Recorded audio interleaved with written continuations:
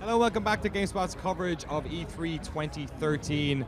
Ted Timmins, you're here from Lionhead. I am. You've got a little treat for us today. Yes, we're showing off Fable Anniversary for the first time, and to start with, we're just going to show you the SmartGlass experience because we feel we're doing something that hasn't really been done before with SmartGlass on Xbox 360. Awesome. So we'll have a look at Fable Anniversary footage for the first time in just a few minutes. But first of all, please show us what's going on here. So basically, when this is linked to your Xbox, you can just click on your hero, and it will tell you your objective and what you need to do to proceed in the level. As you play through the game, you'll actually see your hero walk along the path. One of the things that I think is really cool about this particular app is that if you click on the camera, it will show you what Fable 1 looked like 10 years ago. Oh wow. So it's our way of giving that sort of past and present look in the game. And obviously that was a massive success for Halo, but we felt we should do something slightly different and use the power of SmartGlass to achieve that. And the great thing about SmartGlass is it's free. You know, anyone with a smart device, whether that's a tablet or a phone, can very easily just download it and play it straight away. So I'll guide you through some of the other stuff. In this particular quest that we're going to show you, there's chests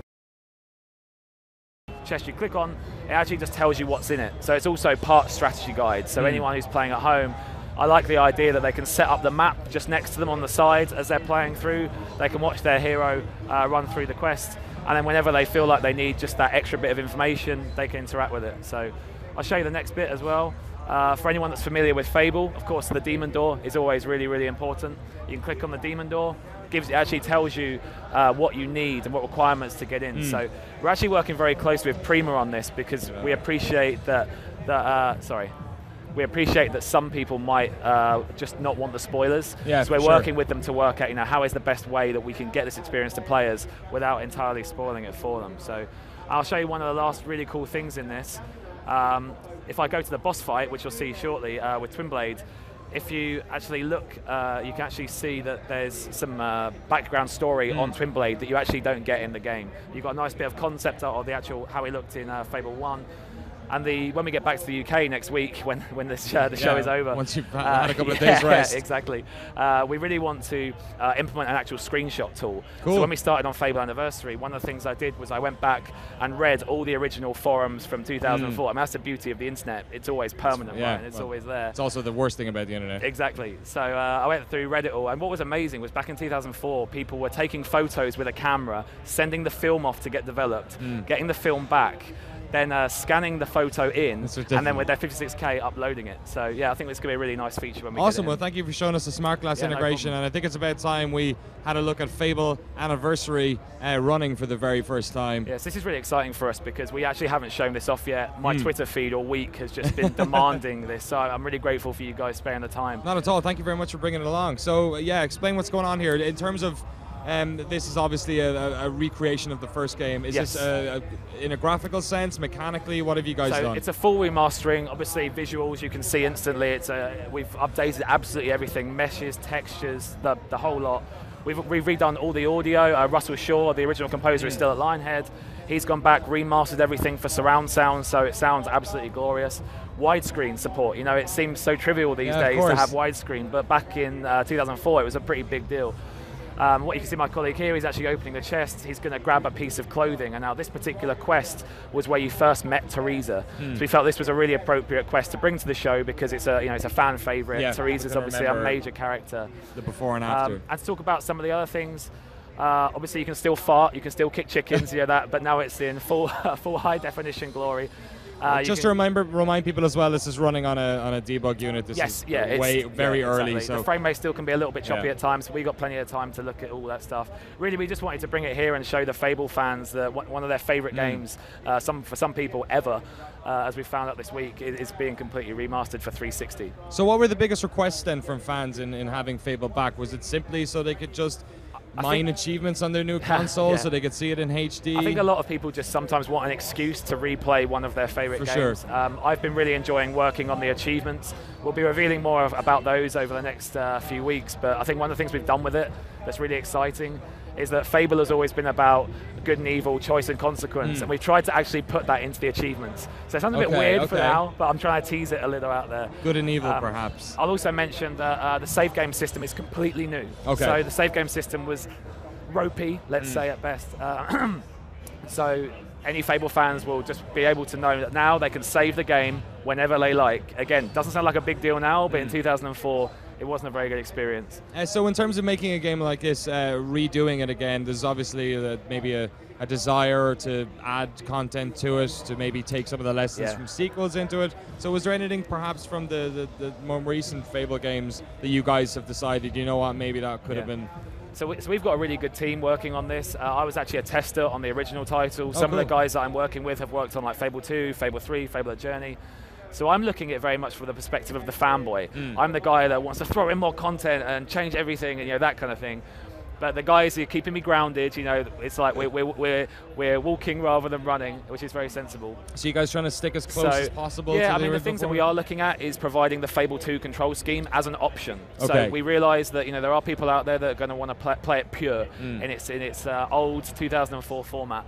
But I'd really like to include the Fable 2 control scheme because I feel we really advanced and we really improved it. And then also we're just looking at everything really. The load times are going to be massively reduced. I mean, when the programmers asked me what the design was for the load screen, my reply was, what load screen? That's how we're looking at these kind of things. I've seen Mr. Molyneux walking around the various booths. Has he had a look at this yet? Has he wandered over? Yeah, he popped over. Obviously, friend of the studio. Obviously, he's no longer with us. But yeah, he popped over, had a play, gave the thumbs up, and then we're back on his way. So. Only seal of approval as well. Yeah. Awesome. So in terms of, say, you guys did a lot of multiplayer or maybe kind of social elements in the later Fable games that were kind of interesting in terms of information popping up in other people's games, being able to join other people's games. Is there any of that being introduced into Fable Anniversary? So we didn't want to be detrimental to the core experience. Like I said, I'm floating away with ideas, but we are trying to stay grounded. We appreciate that people are going to want to play it in its original format. But things like leaderboards provide a really nice additional experience. We're putting in loads of leaderboards. Who can kick chickens the furthest in the world? Who can fart the most? That's an important thing, and so that's where we're investing a lot of our time, is to get that worldwide competition via leaderboards. Was there anything you guys had to do in terms of voice acting then, to maybe recut stuff? Or? We actually wanted to keep it the same. Again, it's that nostalgic memory that people have. I will say that they've all been remastered, so that the compression is a lot less than it used to be. Yeah. But the feedback from the fans has been, don't change the voice acting. We want it to be as it was in 2004. Must be a hard line to tie, because obviously people are a little less forgiving about creating this stuff. The voice acting, obviously, they can remember that person and they want to keep that character. But then when it comes to the graphics, they're like, do whatever you want, just make it look great. Right. Just as long as it looks pretty. So our director, who's actually with us here at the moment, he's very much keen to just make the game look as beautiful as possible, and why not? I mean, we're actually running the game through Unreal, so it's allowed us to have a whole new lighting system. We can have materials for the first time. It's actually a really powerful tool for us to use, and I know that the art team are really enjoying using it.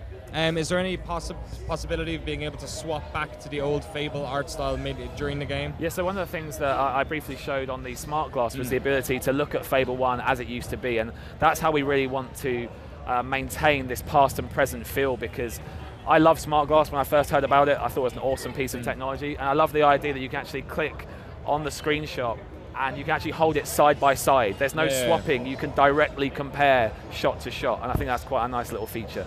Cool. I'm guessing technically it's probably very difficult. New architecture. And when you think about it, is that a good investment? Because there's so many different things you can invest time in. I mean, personally, I'd rather the game looked better just on its own and stood up on its own, and then we use SmartGlass to utilize all these extra features. I just want to get at least one question in here. The chat is going absolutely crazy. Most people just asking for the player to fart. But can I ask this one? M&M Stranger has asked the very good question: will there be any extra missions or bonus stuff that weren't in the original? That is a really good question, and like I said, I want to float off and add loads of new stuff, but our priority right now is to make the best Fable Anniversary experience we possibly can. When we finish the project in a few months' time, I'd love to look at DLC. One of the great things about Fable Lost Chapters, initially when it was out on the PC in 2005, we had a huge modding community, and, so we can actually look back into the past and see, hey, what was a really popular mod? What can we bring to people through the medium of DLC now?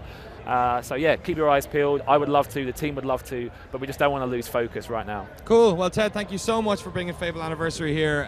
It's great to finally have a look at it. When will people be able to get a hold of it themselves on one platform? So currently it's on Xbox 360, and it'll be available on Holiday 2013. Oh, that's very close. Holiday? I know. See, we've been in America so long. I know, right? We're talking like this. It's Holiday, it's not Christmas. It's awesome. Enjoy the rest of your E3, Thank buddy. you very Thanks much. very much for Cheers. coming along.